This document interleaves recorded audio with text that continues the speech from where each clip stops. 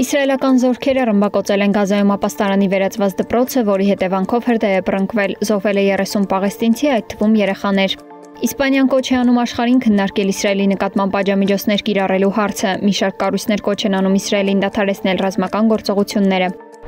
Իսլամաբադի եւ Նյու Դելիի միջև ռազմական հակամարտությունի չափածներ անց Էրդողանը Ստամբուլում բանակցություններ է վարել Պակիստանի վարչապետ Շեհբազ Շարիֆի հետ։ Երկու երկրները կձգտեն խթանել գործակցությունը, մասնավորապես պաշտպանության, էներգետիկայի եւ տրանսպորտի ոլորտներում, հայտարարել է Էրդողանի գրասենյակը։ Վերջին շաբաթներին Էրդողանը աջակցություններ հայտնել Պակիստանին, երբ Հնդկաստանը ռազմական հարձակումներ իրականացրեց Պակիստանի կողմից վերահսկվող Քաշմիրի 9 վայրերի վրա։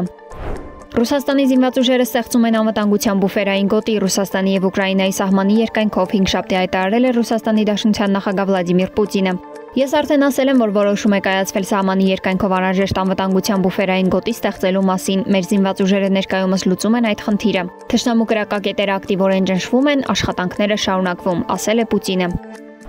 Իրանի արտաքին գործերի նախարար Աբբաս Արաղչին Գերմանիային, Մեծ Բրիտանիային եւ Ֆրանսիային նախազգուշացրել է Թեհրանի կոշտ պատասխանի մասին։ Իրանը չի տրվի ճնշումներին եւ սպառնալիքներին, բանակցություններում նրա քաղաքականությունը հաստատուն է ու հստակ, ընդգծել է Արաղչին։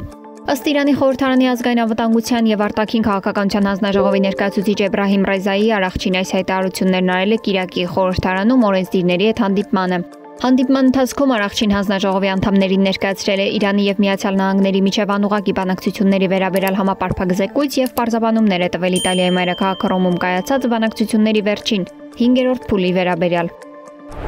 Ուկրաինական ԱԹՍ-ները հարձակվել են Մոսկվայի վրա, ինչի պատճառով ժամանակավոր սահմանափակումներ են մտցվել Մոսկվայի Դոմոդեդովո, Վնուկովո եւ Ժուկովսկի օդանավակայաններում։ Թռիչքների անվտանգությունն ապահովելու նպատակով օդանավակայանները ժամանակավորապես չեն ընդունում եւ չեն իրականացնում թռիչքներ։ Սվետլանա Թորոսյան, Նոնա Գևորքյան, ABC Media։